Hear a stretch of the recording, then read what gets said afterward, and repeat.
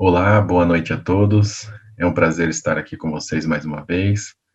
Eu estou retornando, eu sou Gilberto, estou retornando às palestras online do Trilha Digital. Participei no ano passado com o tema Voluntariado Corporativo e este ano estou novamente dando início agora à palestra número 10 com o tema A Importância da Comunicação nas Relações de Trabalho.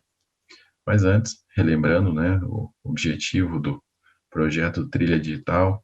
O Trilha Digital é uma parceria de qualificação profissional entre o ICI e a ADFP, que tem o objetivo de gerar inclusão social, digital e geração de renda para pessoas que estão fazendo parte dessas ações. Para dar início, eu vou colocar aqui o PPT na tela, o meu PowerPoint, com as informações para vocês acompanharem. Então, nosso tema, a importância da comunicação nas relações de trabalho. Vamos lá. Antes de iniciar o conteúdo propriamente dito, vou me apresentar, embora já tenha participado aqui outra vez. Eu sou Gilberto Story Júnior, tenho 26 anos, sou casado e tenho um filho. No âmbito profissional, eu atuo como assistente de atendimento da gerência de serviços no Instituto das Cidades Inteligentes. Faço parte da empresa há 7 anos, atuei já também na coordenação de atendimento ao cidadão e também na área de ação e responsabilidade social do ICI. Atualmente, na minha formação, eu sou graduado em Comunicação Social e Jornalismo pela Pontifícia Universidade Católica do Paraná e estou cursando uma pós-graduação em MBA em Gestão Estratégica de Pessoas pela Uniandrade. E para essa noite, eu preparei aqui um conteúdo, e nós vamos ver aqui, antes de iniciar o conteúdo, quais são os temas que nós vamos trabalhar, Então, o objetivo hoje é estudar e compreender os conceitos de comunicação, o processo como a comunicação ocorre, quais são os elementos da comunicação, a comunicação nas organizações, o fluxo delas, nós vamos trabalhar. Vamos entender também um pouquinho sobre comunicação assertiva e quais são os benefícios da boa comunicação para todos os envolvidos. De início, eu separei aqui alguns conceitos, de acadêmicos, professores, jornalistas, escritores, que trazem algumas informações que são pertinentes para nós ao longo dessa ação. Então, aqui, por primeiro, temos a definição de Clotilde Pérez e Sérgio Bayron. Eles são escritores, escreveram o livro Comunicação e Marketing, e lá na página 14, eles descreveram o seguinte significado para a comunicação. A palavra comunicação também vem do latim communis, que traz a ideia de comunhão, significando basicamente comungar, compartilhar, transmitir. E aí, na sequência, nós temos mais uma definição, agora do Gustavo Matos, que escreveu o livro Comunicação Empresarial sem complicações, e ele tem aqui a seguinte definição para a comunicação. A palavra comunicação é originária do latim comunicare, que significa tornar comum, partilhar, repartir, associar, trocar opiniões, conferenciar. Então, aqui de início, nós vemos que ela tem duas derivações do latim, a palavra communis e a palavra comunicare, mas ambas têm sentidos muito semelhantes, de compartilhar, de transmitir, de trocar opiniões, de tornar comum. E aqui a gente já consegue observar uma questão, que essa associação dessas palavras, elas trazem para nós uma sensação de relacionamento. Porque se você vai partilhar com alguém. Se você vai transmitir a alguém, ou seja, relações entre pessoas. Se você vai tornar comum, você vai tornar comum entre pessoas, entre uma ou mais pessoas, né? E aí nós temos, então, esse início, esse conceito que vai nos ajudar a entender a segunda parte, que é justamente o processo de comunicação. E aqui nós temos, então, na sequência, a imagem do processo de comunicação, um modelo de comunicação realizado por Shannon e Weaver, são duas pessoas distintas. Shannon e Weaver, eles eram engenheiros de telecomunicação nos Estados Unidos, engenheiros da década de 40, quando eles criaram esse modelo. Eles trabalhavam em empresas de telecomunicação muito famosas nos Estados Unidos, em Nova York, e eles conseguiram chegar nesse modelo que vem de uma evolução já de outros estudiosos, como até mesmo Aristóteles. E aqui o que a gente consegue perceber? Nós temos então duas experiências, a experiência do emissor e a experiência do receptor, que é essa imagem em formato de círculo, um pouco mais clara. E nós temos do lado esquerdo aqui o emissor, né, que é a fonte, e do lado direito o receptor, os dois nas cores azul e azul claro. O que a gente consegue observar aqui já de início? O emissor é aquele que dá início a esse processo de comunicação.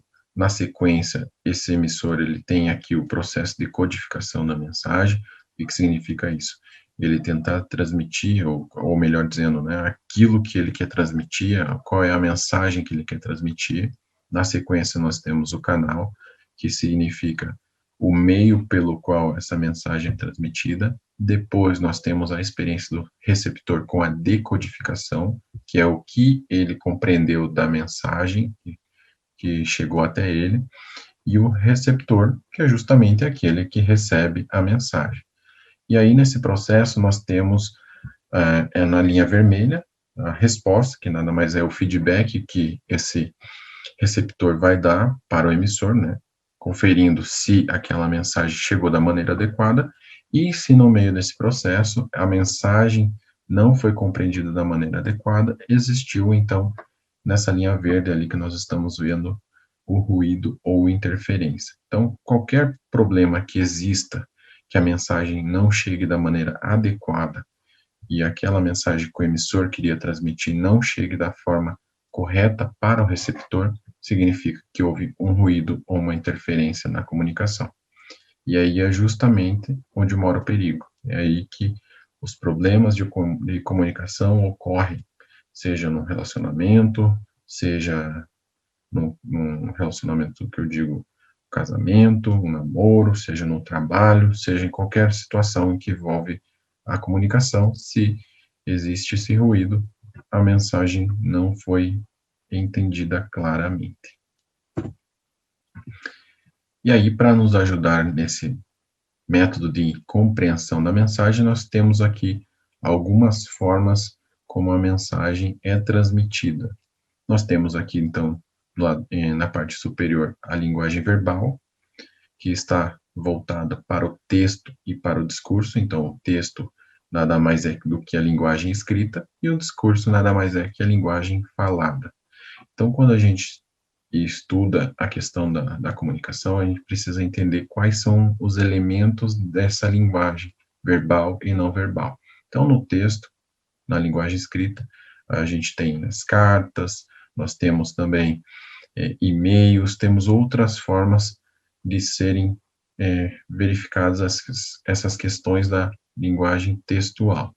E o discurso nada mais é do que a oratória, né? O discurso, ou a fala, melhor dizendo, é a forma mais rápida de você se comunicar e já ter um retorno do receptor daquela mensagem que você pronunciou. E aí, na parte inferior, nós temos, então, a linguagem não verbal, que aí refere-se aos gestos, a imagens e também ao tom de voz.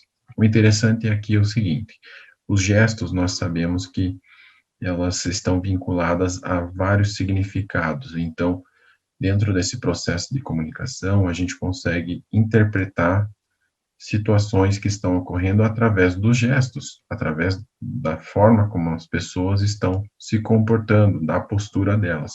Por exemplo, se você está conversando com uma pessoa que está com os braços cruzados, a gente já consegue perceber que ela não está aberta a conversar, ela não está aberta a receber uma mensagem. Se nós estamos conversando com uma pessoa que está roendo as unhas, a gente consegue perceber que essa pessoa, por algum motivo, ela está ansiosa, ela está com alguma aflição, e ela está ali naquele momento roendo as unhas, aquele gesto transparecendo isso para nós. A imagem, né, a imagem já fica mais clara essa forma de transmissão da linguagem não verbal, porque as imagens, elas são usadas frequentemente, ainda mais no mundo atual, né, de tecnologia, em que os memes viraram uma forma de expressão também. As imagens são muito usadas também no trânsito, nas sinalizações, enfim. Então, se o semáforo está vermelho, essa linguagem não verbal para nós do semáforo vermelho já significa que nós temos que parar o nosso carro. Se o semáforo está verde, essa linguagem não verbal com a imagem do verde, esse sinal, ele nos transmite a ideia que podemos avançar com o nosso veículo, ou se for o verde do bonequinho do pedestre, significa que nós podemos atravessar a rua. E aí, por último, da linguagem não verbal, nós temos também o tom de voz. O tom de voz também transmite para as pessoas sentimentos, transmite também emoções, o que isso pode nos trazer, dependendo da forma como esse tom de voz está sendo transmitido, ele pode nos mostrar ou demonstrar qual é o aspecto que aquela pessoa está naquele momento. Se ela está falando um pouco com uma falando mais rapidamente, com uma velocidade mais acelerada, a gente consegue perceber que ela está ansiosa. Se ela está falando mais pausadamente, mais normalmente, significa que ela está transmitindo um pouco mais de tranquilidade, mais serenidade. E tudo isso também nos remete à linguagem verbal e não verbal. E ali tem, claro, dois exemplos que nós colocamos na tela. Primeiro, proibido fumar neste local, ou seja, uma transmissão de uma linguagem verbal, textual, e embaixo nós temos também a mesma mensagem, que é proibido fumar. Só que aqui não tem o texto, ou seja, uma linguagem não verbal através da imagem, de sinais, né?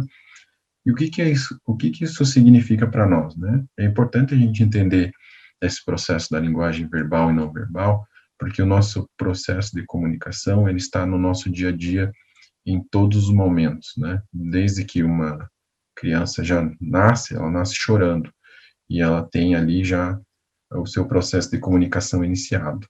Então, ela está dizendo ali durante a sua infância, quando ela chora, que ela está com dor ou que ela está com fome, enfim, alguma coisa está acontecendo. E ao longo da vida, esse processo de comunicação vai se transformando e sendo tratado de outras maneiras, além do choro. Pensando nessa questão ainda da linguagem verbal e não verbal, eu trouxe aqui um mito, né? O pessoal chama de mito de Mehrabian. Na verdade, é o mito de Albert Mehrabian. Albert Mehrabian é um estudioso que fez ali alguns estudos, algumas pesquisas científicas em 1900, na década de 70, nos Estados Unidos, e ele trouxe algumas informações para nós, né? Só que aqui existe um conflito, porque muitas vezes essas informações do mito de Mehrabian, ou dessas informações do estudo de Mehrabian, trazem para nós algumas informações incorretas. Por quê? Aqui, na verdade, nós temos algumas informações. Eu vou explicar por que existem algumas divergências nessa questão do estudo. Nós temos aqui dizendo que a linguagem corporal representa 55%. Nós temos aqui no gráfico a questão das palavras representando 7% e o tom de voz representando 38%. Nesse cálculo, ou nessa regra que é chamada 7, 38, 55, nós podemos fazer ali a somatória e chegar a um valor de o tom de voz e a linguagem corporal, que são situações não verbais, de linguagem não verbal, representando 93%, e as palavras que a gente viu no slide anterior, é o texto, né, ela representa 7% da linguagem verbal. Só que o que acontece aqui? Quando o Mehrabian fez esse estudo, ele estava analisando emoções, sentimentos, através de fotografias, através ali de algumas imagens. E ele conseguiu perceber que as pessoas que estavam fazendo as análises percebiam pelas fotos muito mais facilmente do que pelas gravações, pelas palavras, o sentimento das pessoas. Então, nada mais é que o mito de Mehrabian um ensinamento para nós de que a linguagem corporal e o tom de voz, a linguagem não verbal, melhor dizendo, né, ela é importante para o nosso dia a dia, porque ela também fala dos nossos sentimentos, das nossas emoções, até melhor do que as palavras. Não significa que o processo de comunicação deve ser só não verbal, 93% não verbal. Não, não é isso. Significa que, dependendo do que a gente está tratando, das emoções e sentimentos que a gente está tratando, a linguagem corporal e o tom de voz transmitem muito mais facilmente essas sensações para as pessoas receptoras. Por exemplo, se eu falar que eu estou feliz com uma cara de triste, não se, eu vou, a pessoa que está recebendo essa mensagem vai saber que aquilo está sendo incoerente, porque ela está analisando a minha linguagem corporal e o meu tom de voz, e ela vai saber que o meu rosto não está transmitindo felicidade. Por mais que as palavras digam que eu estou feliz, não vai ser verdadeira essa afirmação.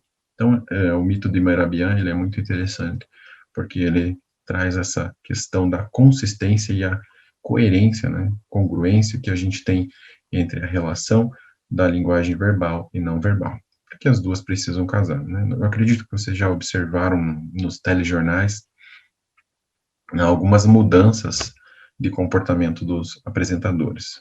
Quando um apresentador vai contar uma notícia boa, nasceu o filho de fulano de tal, ou vai contar uma notícia boa, o Brasil foi campeão da Copa do Mundo, existe um tom de voz alegre, uma voz alta, uma felicidade na fala do apresentador. Agora, quando esse apresentador vai contar uma situação triste, uma tragédia, um falecimento de alguém, de alguma celebridade, de alguma pessoa importante para a sociedade, ele já tem um tom mais sério, um tom mais elevado no sentido de transmitir seriedade para aquela informação. Por quê?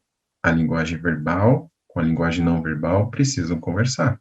Se ele está transmitindo o falecimento de alguém e está sorrindo, significa que aquela informação não está casando. A gente não sabe porque que ele está feliz com a morte de alguma pessoa.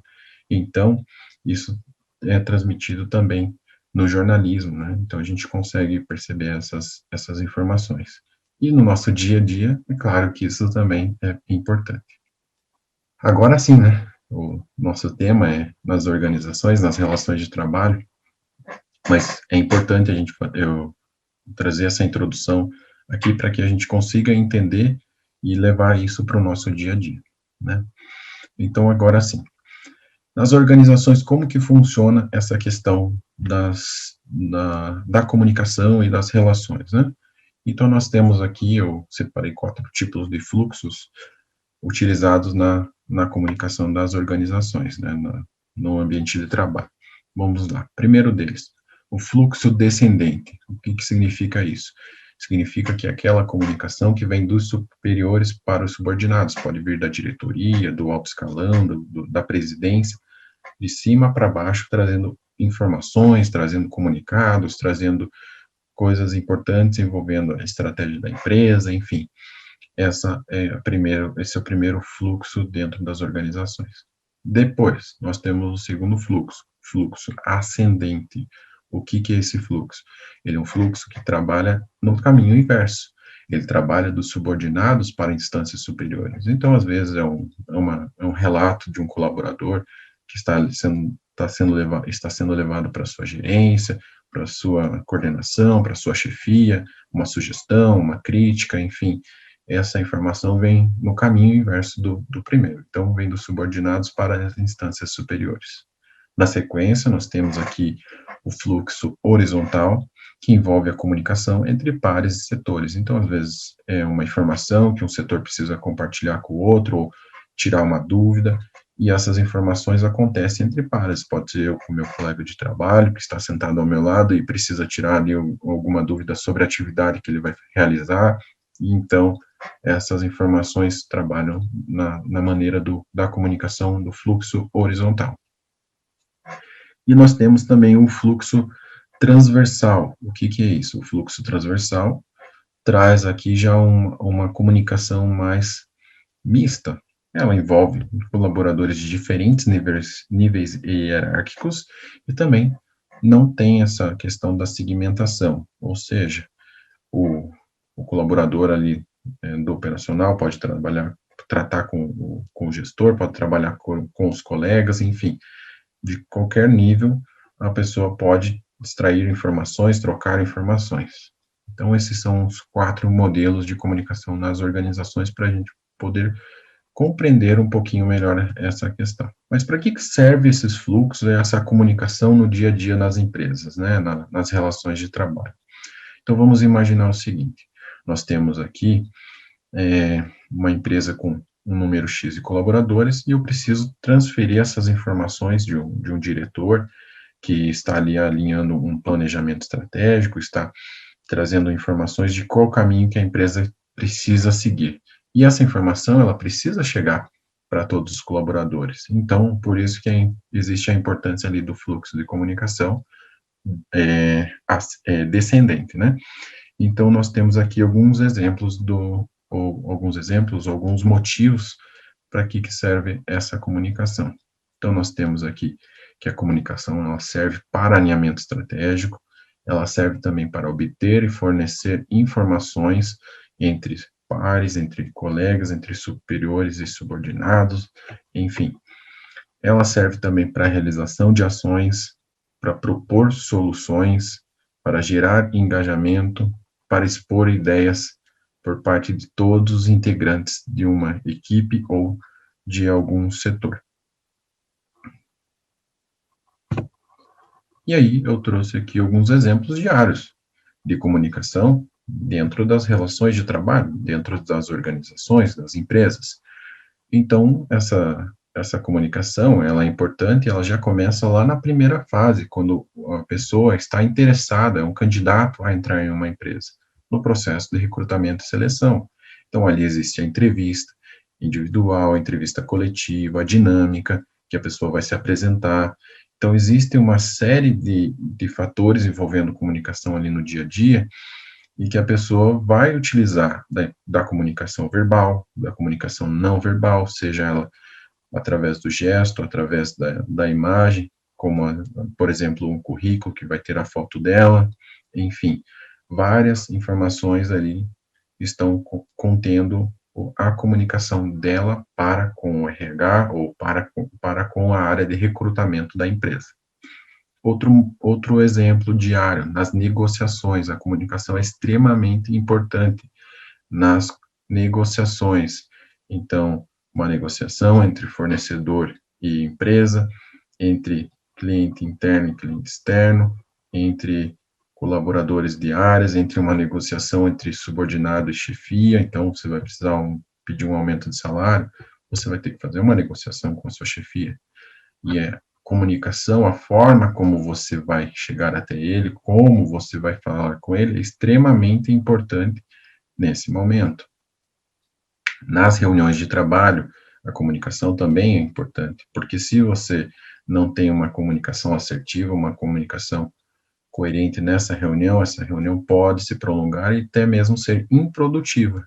Ou seja, você para ali uma quantidade X de colaboradores, 5 colaboradores como exemplo, e eles param por 1 hora, mas eles saem da reunião sem entender por que foram parados para aquela reunião, porque não teve produtividade nenhuma, visto que o processo de comunicação foi confuso, o processo de comunicação não foi aderente, e aí gera problemas para a empresa.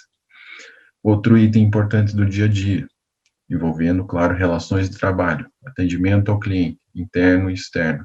E aqui existe uma grande preocupação, porque quando envolve o cliente, se uma informação sai errada, Isso pode gerar um tipo de transtorno, de problema, tanto para a empresa quanto para o próprio cliente. E quando é um cliente externo, esse problema pode se agravar, porque você pode acabar até perdendo esse cliente. Então, uma informação incorreta, uma pergunta mal formulada ou uma resposta mal formulada pode gerar, sim, um transtorno para a empresa. Outro ponto, outro exemplo diário de comunicação dentro das empresas, nas relações de trabalho, feedbacks de desempenho.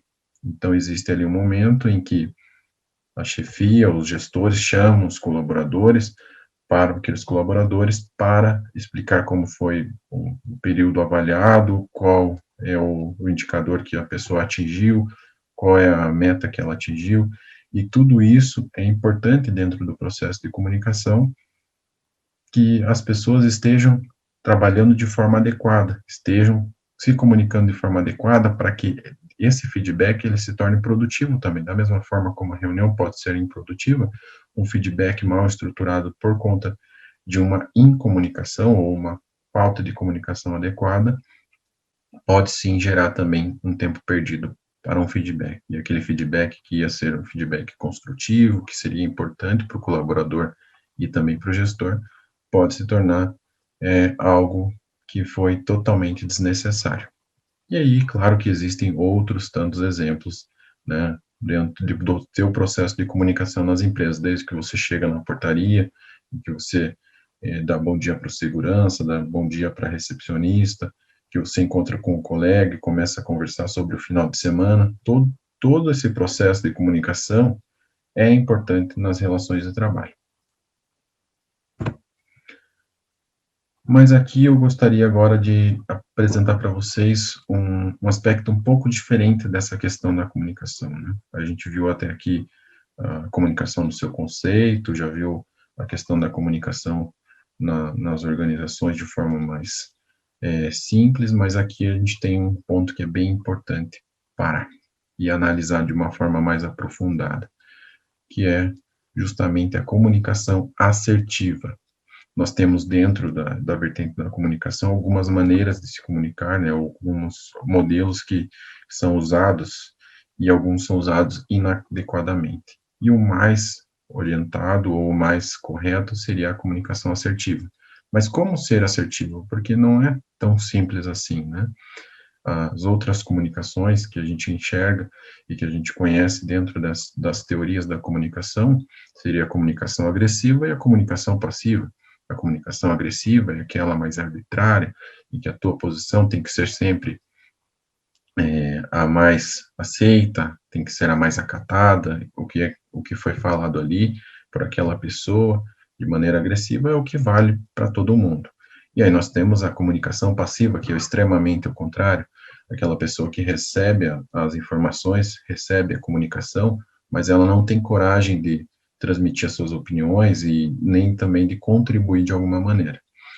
E como que a gente consegue aqui chegar nesse processo de comunicação assertiva, que é ali o equilíbrio, que é muito difícil de atingir, mas é o mais importante que a gente busque é justamente essa, é a comunicação assertiva, porque ela traz justamente esse equilíbrio.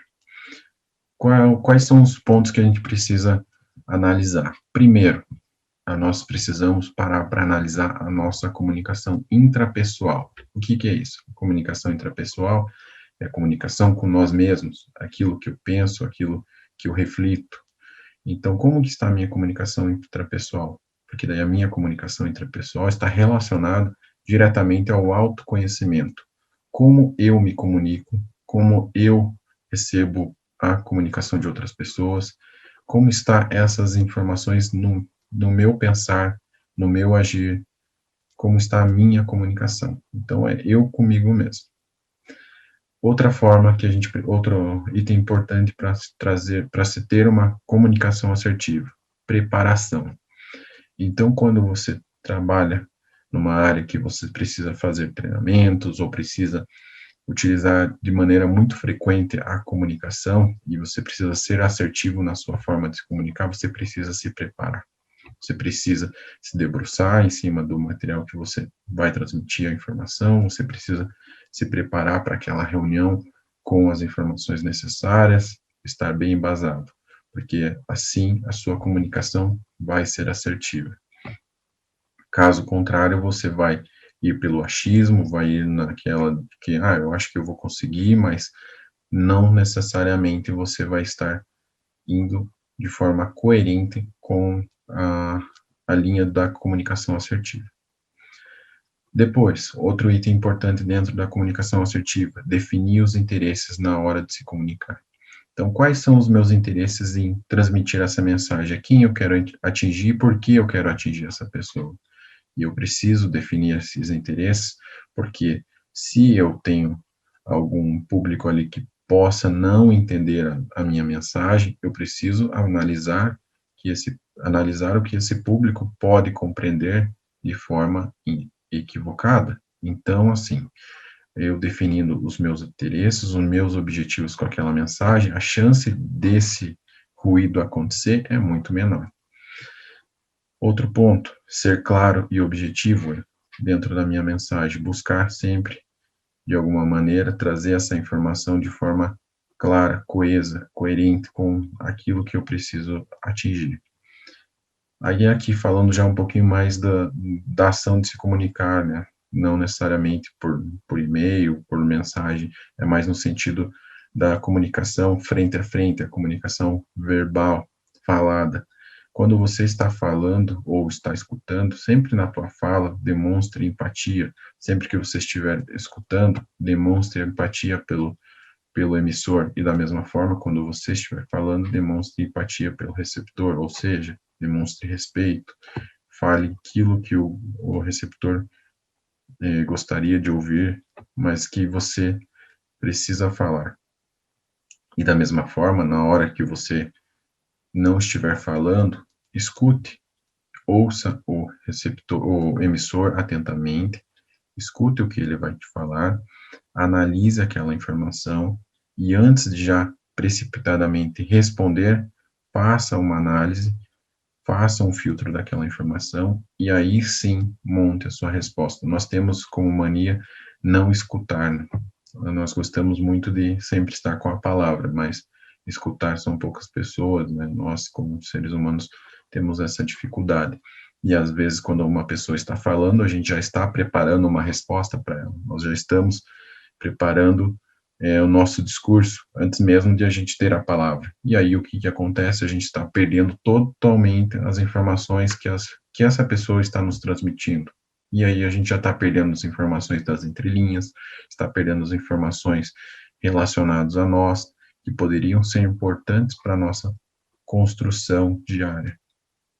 Então, dentro desse processo de comunicação, da comunicação assertiva, nós precisamos analisar esses itens, avaliar o nosso dia a dia, ver se nós estamos contribuindo desta maneira para com os nossos pares, colegas, enfim, seja quem for, e também da mesma forma se nós estamos tendo uma comunicação adequada para com todos os envolvidos. E para iniciar esse processo de transformação da comunicação, eu trouxe aqui alguns exemplos de comunicação assertiva por meio de palavras. Para que a gente consiga chegar num nível de comunicação assertiva, nós precisamos de um treinamento diário. Nós nos treinando. Precisamos nos policiar, precisamos nos autoconhecer e evitar que nós sejamos autossabotados. Para isso, eu trouxe aqui, então, alguns exemplos de mudança de pensamento, mudança de mentalidade, que vão nos ajudar a transformar a nossa forma de se comunicar. É uma tarefa difícil, não é uma tarefa fácil, não acontece do dia para a noite, mas é uma tarefa que é necessária e que nós precisamos iniciar, porque se não iniciar, ela nunca vai acontecer na nossa vida. Então, aqui alguns exemplos. Ao invés de falar eu acho, diga eu acredito. E ao invés de eu acho que tal coisa vai ser assim, eu acredito que tal coisa vai ser assim. Por quê? O eu acredito, ela traz confiança, traz segurança. O eu acho, aquela coisa assim na dúvida, pessimista, ainda não traz confiança. Vou tentar. Não diga vou tentar, diga eu vou conseguir. O vou tentar é aquela história. Ah, vou tentar, mas não sei se vai dar certo. Não, eu vou conseguir. Ou vou fazer o possível para conseguir. Essa é a nossa, deve ser a nossa mentalidade, a nossa maneira de se comunicar. Não sei. É um outro item que eu trouxe aqui, mas o não sei muitas vezes é muito raso. Fica aquela impressão de que a pessoa não está com vontade de nada. Não sei. Então, qual é a proposta aqui? Vou verificar. Então, se você não sabe de uma informação, ao invés de você dizer que não sabe, você pode dizer, olha, eu vou verificar essa informação e te retorno na sequência. Outro item que é bem usado aí no dia a dia nas empresas e a gente observa com os nossos colegas e pessoas que estão aí no nosso dia a dia, né? Ninguém tinha me falado, mas ao invés de você trazer essa informação do que ninguém tinha me falado, que tal você trocar por isto é novidade para mim? Esta informação do ninguém tinha me falado dá uma impressão que você está jogando a desculpa, jogando a responsabilidade para os outros, usando isso como desculpa. Ah, eu não sei porque ninguém tinha me falado, então eu não estou jogando a responsabilidade para mim, estou jogando a responsabilidade para outras pessoas. Alguém tinha que ter me falado e essa pessoa não falou. Então esse processo de comunicação, ele traz assim uma certa dúvida sobre o que você está falando, porque você está começando a dizer que alguém deveria ter te contado alguma coisa que você não está sabendo de nada, ou seja, alguém está falhando na comunicação com você e você também está falhando nessa comunicação, porque você também não perguntou. Então, se você precisar dizer algo nesse sentido, responda assim: isto é novidade para mim, porque dessa maneira você está dizendo que você não sabia daquilo, mas que você está agora, a partir desse momento, sabendo e que você vai providenciar alguma coisa que for necessário. Outro item, isto é muito difícil. O item, a questão do isto é muito difícil traz um tom de pessimismo, traz uma ideia de que, eu não vou conseguir, para mim é impossível. Não. Mude esse pensamento, essa forma de se comunicar, troque essas palavras por isto é um desafio. Isto é muito difícil. Não diga mais isso, diga isto é um desafio. Porque o desafio dá a impressão de que é algo, sim, complicado, mas que a gente vai conseguir superar. Outro item, surgiu um problema. Problema é uma palavra que já traz, assim, já é carregada de preconceito, já traz aquela ideia de que, poxa vida, algo de ruim aconteceu. Então, ao invés de dizer surgiu um problema, surgiu uma questão, precisamos tratar de um assunto. Por mais que seja um assunto delicado, um assunto complexo, você traz essa mensagem que surgiu uma questão, surgiu um assunto delicado, esse assunto pode ser resolvido. Quando você diz surgiu um problema, mas você não diz que você tem a solução, você está simplesmente transferindo a responsabilidade para outra pessoa, comunicando essa responsabilidade para outra pessoa. Outra forma de comunicar e que também traz ali um tom que não é assertivo. Preste atenção. Ao invés de falar preste atenção, que tal trocar para tenha mais cuidado com isto? Aqui você está sendo mais sensível, você está sendo mais trazendo uma mensagem mais adequada para aquela mesma situação. Outro item, também muito usado nas nossas formas de trabalho. Sempre foi feito assim. Essa ideia de que sempre foi feito assim dá a impressão de que, não, eu nunca pensei em mudar, nem tenho interesse em mudar, sempre foi feito assim. Mas que tal a gente trocar essa palavra do sempre foi feito assim, essa frase, melhor dizendo, por será que pode ser feito de outra forma? Que tal nós perguntarmos para nós mesmos, será que pode ser feito de outra forma? E se é possível fazer de outra forma, o que que eu tenho que fazer daqui, que eu tenho que fazer daqui para frente para fazer dessa outra maneira? E essa outra maneira vai me ajudar, vai contribuir para o meu dia a dia? Que ótimo se contribuir, né? E aqui, por último, mais uma frase, espere que eu estou falando. Essa é uma frase que muitas vezes as pessoas soltam quando uma outra pessoa quer interromper ou quer falar em cima e acaba também gerando conflitos. Essa palavra, essa frase, espere que eu estou falando, ela é muito desagradável. Então, qual é a ideia que a gente pode trabalhar aqui em cima dessa frase? Em vez de dizer, espere que eu estou falando, a gente pode trabalhar uma outra frase que diz o seguinte, me deixe concluir o raciocínio. Só um momento, deixa eu terminar aqui de transmitir a minha informação, aí você já te dou a palavra. Existem maneiras diferentes de transmitir a mesma ideia, mas nós temos que tomar cuidado porque a forma como a gente diz pode sim dizer muito de nós naquele momento ou da nossa forma de agir no dia a dia. Então, a comunicação assertiva, ela também passa por tudo aquilo que nós falamos no nosso dia a dia, como nós usamos a linguagem verbal como a maior parte do nosso tempo, então é bem importante que tenhamos cuidado com a forma em que vamos nos comunicar. Já chegando ao fim do nosso treinamento, eu trouxe aqui outros itens, né, sobre os benefícios dessa boa comunicação, da gente parar para analisar a nossa comunicação assertiva, dessa questão da gente mudar a forma como a gente vai falar, as frases que a gente pode trocar no dia a dia. Qual é o benefício da gente fazer toda essa mudança na nossa rotina? Primeiro, quando nós temos uma boa comunicação, isso evita conflitos.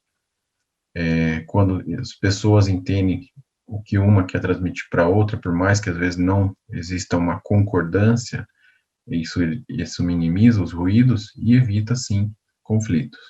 Isso facilita a compreensão. A boa comunicação, ela facilita a compreensão por todas as partes envolvidas. Ela estabelece relações construtivas. Então, quando você tem uma pessoa que você consegue se comunicar de uma boa forma, de uma maneira adequada, você vai querer se comunicar novamente com aquela pessoa. E as suas relações com elas vão se tornando construtivas, vão se tornando amigáveis. E aquela relação se torna uma relação de confiança.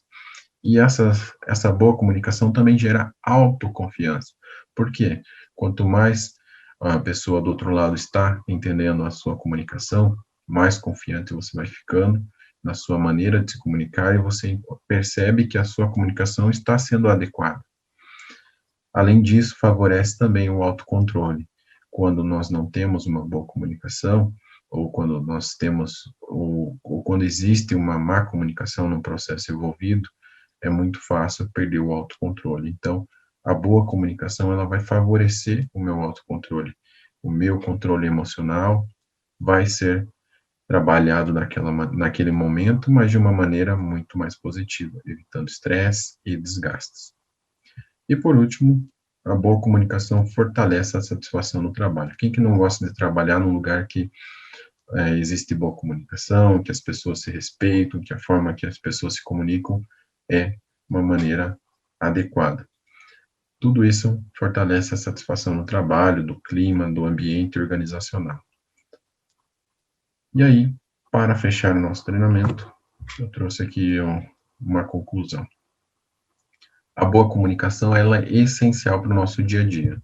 A gente percebeu que ela está nas relações de trabalho, é claro que ela está também no nosso no dia a dia em outras situações, mas na nossa relação de trabalho, que era o foco desse treinamento, está também bastante visível. Ela é essencial para aqueles profissionais que querem ter um destaque, independente do nível e da área de atuação. Ou seja, hoje nós observamos dentro de processos seletivos, dentro de informações de vagas, que a comunicação é item fundamental. A boa comunicação é uma competência e que as empresas, os recrutadores olham com carinho, olham e observam se aquela pessoa atende esse requisito, porque muitas vezes que ela não atenda aquele requisito, ela já é deixada de lado. Então, nesse mercado competitivo, ter uma boa comunicação é extremamente importante. E comunicar-se de maneira adequada também gera oportunidades e estreita relacionamentos. Então, quando você se apresenta de uma maneira adequada na tua fala, você já está gerando ali network, já está gerando oportunidades para você mesmo que você não saiba e nem perceba naquele momento. E aí, como último ponto, gostaria aqui de refletir, né? Isso aqui serve para mim também. Como tem sido a sua comunicação, né? Eu vou fazer aqui a pergunta para mim. Como tem sido a minha comunicação? aí você vai fazer para você a sua pergunta e vai refletir aí. Como que você a classifica? O que você precisa melhorar? Então, você pode fazer esse exercício, não precisa ser agora, você pode anotar as perguntas aí, voltar no vídeo depois, pegar essas perguntas e fazer a sua autoavaliação e ver o que precisa melhorar. E aqui, para encerrar, também separei algumas dicas de estudo, né? Nós temos, então, alguns livros que são bastante interessantes, que trazem algumas informações, que trazem metodologias de como se comunicar. Então, primeiro aqui do Gustavo Gomes de Matos, que a gente, inclusive, utilizou ele como autor lá na primeira frase lá dos conceitos, Gustavo Gomes de Matos, com o livro Comunicação Empresarial Sem Complicação. Ele aqui traz ensinamentos de como descomplicar a comunicação no nosso dia a dia, na nossa rotina, de uma maneira individual, social e também organizacional. Nós temos aqui o segundo item, o segundo livro, Comunicação Não Violenta, de Marshall Rosenberg. Ele apresenta no livro algumas metodologias, algumas formas em que a gente pode melhorar o nosso relacionamento interpessoal através da comunicação e também o relacionamento profissional. E por último, nós temos aqui a Camila Benatti e a Andrea, e elas trazem no livro Comunicação Assertiva algumas também formas de se comunicar para melhorar também as relações pessoais e profissionais, de forma que elas auxiliam ali a você enxergar o desafio da comunicação como uma forma de evoluir profissionalmente e pessoalmente. E aí, por fim, encerramos nosso treinamento. Eu gostaria muito de agradecer a todos que estiveram participando. Gostaria de agradecer mais uma vez a ADFP, a equipe de ação e responsabilidade social do ICI, a diretoria do ICI, por permitir que essa parceria acontecesse. Agradeço também a Deus pela saúde e pela oportunidade de estar aqui com vocês. Desejo a todos uma ótima noite. Espero que tenha sido um conteúdo agradável e que tenha sido importante para todos vocês. Até a próxima. Um grande abraço.